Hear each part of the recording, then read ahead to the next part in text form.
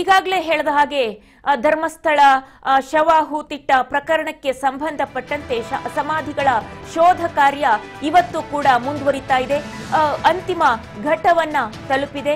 ಈ ಒಂದು ಅವಶೇಷಗಳಿಗಾಗಿ ಹುಡುಕಾಟ ನಡೆಸುವಂತಹ ಕಾರ್ಯ ನೇತ್ರಾವತಿ ನದಿ ದಡದಲ್ಲಿ ಶವ ಹೂತಿಟ್ಟ ಪ್ರಕರಣಕ್ಕೆ ಸಂಬಂಧಪಟ್ಟಂತೆ ಇವತ್ತು ಬಹುಶಃ ಕೊನೆಯ ದಿನ ಆಗಬಹುದು ಅನ್ನುವಂಥದ್ದು ಜನರ ನಿರೀಕ್ಷೆ ಆಗಿರುವಂಥದ್ದು.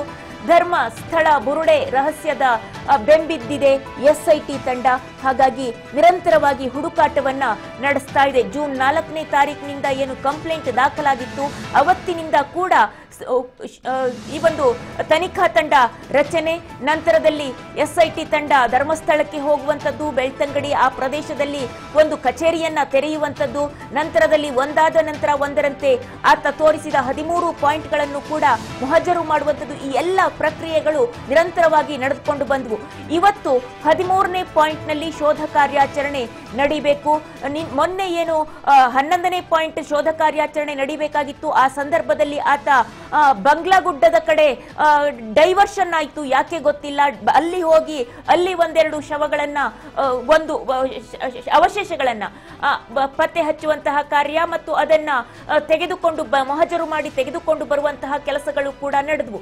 ಅದು ಕೂಡ ಬಂಗ್ಲಾಗುಡ್ಡದಲ್ಲಿ ನೆಲದ ಆಳದಲ್ಲಿ ಏನು ಸಿಕ್ಕಿದ್ದಲ್ಲ, ಮೇಲ್ಮೈಯಲ್ಲೇ ಸಿಕ್ತು ಅನ್ನುವಂತಹ ಮಾಹಿತಿ. ಅದು ಯಾಕೆ ಡೈವರ್ಷನ್ ಆಯ್ತು ಆ ಪ್ರಕರಣ, ಅಲ್ಲಿ ಒಂದಾದ ನಂತರ ಒಂದು ಆತ ಏನು ತೋರಿಸಿದ ಪಾಯಿಂಟ್ ನಲ್ಲೇ ತನಿಖೆ ಆಗ್ಬೇಕಾಗಿತ್ತು, ಶೋಧ ಆಗ್ಬೇಕಾಗಿತ್ತು. ಆದ್ರೆ ಅದನ್ನ ಬಿಟ್ಟು ಬೇರೊಂದು ಸ್ಥಳದಲ್ಲಿ ಯಾಕೆ ಆಯ್ತು ಅನ್ನುವಂಥದ್ದು ಕುತೂಹಲ ಮೂಡಿಸುವಂತಹ ವಿಚಾರ.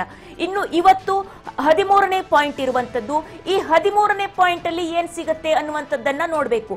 ಈಗ ಇದುವರೆಗೂ ಕೂಡ ಆರೋಪಿ ಹೇಳಿದಂತೆ ಆರೋಪಿ ಅಲ್ಲ, ಕ್ಷಮಿಸಿ, ದೂರುದಾರ ಏನು ಅನಾಮಿಕ ಮುಸುಕುದಾರಿ ವ್ಯಕ್ತಿ ಇದ್ದಾನೆ, ಸಾಕ್ಷಿ ದೂರುದಾರ, ಆತ ಹೇಳಿದ ಎಲ್ಲಾ ಪಾಯಿಂಟ್ಗಳಲ್ಲಿ ಕೂಡ ತನಿಖೆ ಮಾಡುವಂತಹ ಕಾರ್ಯ ಆಗ್ತಾ ಇದೆ. 13 ಬಿಟ್ಟು ಇವತ್ತು ಅದಾಗತ್ತೆ.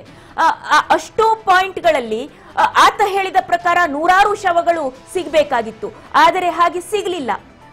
ಸಿಕ್ಕಿದ್ದು ಕೇವಲ ಒಂದು ಕಡೆಯಲ್ಲಿ. ಆತ ಹೇಳಿದಂತಹ ಪಾಯಿಂಟ್ ನಲ್ಲಿ 6ನೇ ಪಾಯಿಂಟ್ ನಲ್ಲಿ ಒಂದು ಕಡೆಯಲ್ಲಿ 25 ಮೂಳೆಗಳು ಸಿಕ್ಕಿದ್ದು ಬಿಟ್ರೆ ಬೇರೆ ಎಲ್ಲೂ ಸಿಕ್ಕಿಲ್ಲ.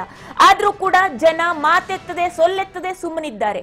ಯಾಕೆ ಅಂದ್ರೆ ಸತ್ಯಾಸತ್ಯತೆ ಎಲ್ರಿಗೂ ಕೂಡ ತಿಳಿಲಿ ಅಂತ ಹೇಳಿ.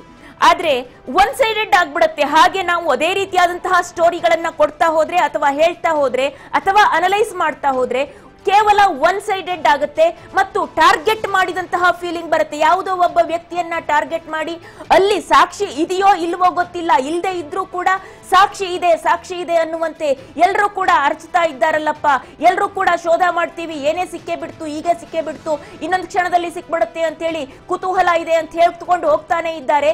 ಇದೊಂದು ಅಕ್ಷರಶಃ ಬುರುಡೆ ಪುರಾಣ ಅನ್ನುವ ರೀತಿಯಲ್ಲಿ ಜನ ಮಾತನಾಡಿಕೊಳ್ಳುವಂತಹ ಹಂತಕ್ಕೆ ಬರುತ್ತೆ ಮತ್ತು ಒನ್ ಸೈಡೆಡ್ ಸ್ಟೋರಿ ತರ ಕಾಣುತ್ತೆ. ಈ ಜನಾನಾದ್ರೂ ಈಗ ಯಾಕೆ ಸುಮ್ಮನೆ ಇರುವಂತದ್ದು ಅಂದ್ರೆ ನೋಡೇ ಬಿಡೋಣ ಏನಾಗುತ್ತೆ ಅಂತ ಹೇಳಿ, ಸತ್ಯಾಸತ್ಯತೆ ಹೊರಬರ್ಲಿ, ಇದ್ರೂ ಇರಬಹುದೇನೋ. ಈ 13ನೇ ಪಾಯಿಂಟ್ ನಲ್ಲಿ 100 ಶವಗಳು 13ನೇ ಪಾಯಿಂಟ್ ಒಂದರಲ್ಲೇ ಸಿಗಬಹುದು ಅನ್ನುವಂಥದ್ದು.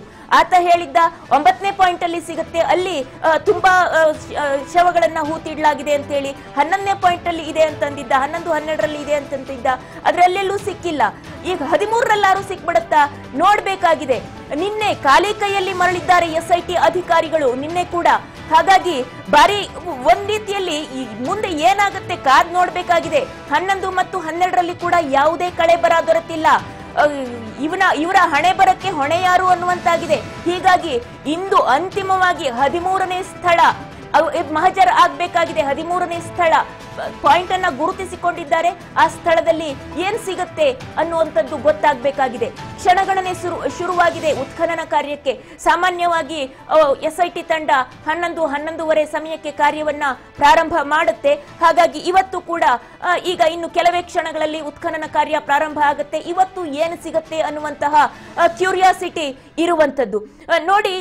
ಈಗ ಖಂಡಿತವಾಗ್ಲೂ ಪ್ರಶ್ನಿಸುವಂತಹ ಸರದಿ ಇನ್ನೊಂದು ಪಕ್ಷದ್ದಾಗಿರುತ್ತೆ. ಇಷ್ಟು ದಿನವೂ ಕೂಡ ಈ ಪಕ್ಷ ಏನ್ ಮಾಡುತ್ತೆ ಅನ್ನುವಂಥದ್ದನ್ನ ಜನ ನೋಡಿದ್ರು. ಇನ್ನು ಮುಂದೆ ಹಾಗಾದ್ರೆ ಸುಳ್ಳು ಆಪಾದನೆಯನ್ನು ಸಿಕ್ಕಿಲ್ಲ ಅಂತಾದ ಪಕ್ಷದಲ್ಲಿ, ಯಾವುದೇ ಅವಶೇಷಗಳು ಸಿಕ್ಕಿಲ್ಲ ಅಂತಾದ ಪಕ್ಷದಲ್ಲಿ, ಈ ಎಲ್ಲ ದೂರುಗಳು ಸುಳ್ಳು ಅಂತಾದ ಪಕ್ಷದಲ್ಲಿ ಇಷ್ಟು ದಿನ ಹಾಗಾದ್ರೆ ಒಂದು ಕ್ಷೇತ್ರಕ್ಕೆ ಮಸಿ ಬಳಿಯುವ ಕೆಲಸವನ್ನ ಮಾಡಲಾಯ್ತಾ? ಒಂದು ವ್ಯಕ್ತಿಯ ಕುಟುಂಬವನ್ನ ತೇಜೋವಧೆ ಮಾಡುವಂತಹ ಕೆಲಸ ಆಯ್ತಾ? ಅಪಪ್ರಚಾರವನ್ನ ಮಾಡುವ ದುರುದ್ದೇಶದಿಂದಲೇ ಈ ರೀತಿಯಾಗಿ ಹೆಜ್ಜೆಯನ್ನ ಇಟ್ರ ಅನ್ನುವಂತಹ ಪ್ರಶ್ನೆ ಉದ್ಭವ ಆಗುತ್ತೆ.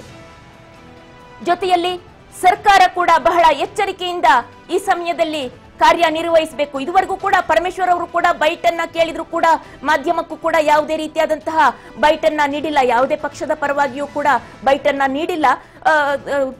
ಸತ್ಯ ಹೊರಗಡೆ ಬರಲಿ, ಆಮೇಲೆ ಮಾತನಾಡೋಣ, SIT ತನಿಖೆ ಆಗಲಿ ಅಂತ ಹೇಳಿದ್ದಾರೆ. ಅಪ್ರಿಷಿಯಬಲ್ ನಿಜಕ್ಕೂ ಕೂಡ. ಅದೇ ರೀತಿಯಾಗಿ ಇನ್ನು ಮುಂದೆ ಕೂಡ ವರ್ತಿಸಬೇಕಾಗತ್ತೆ.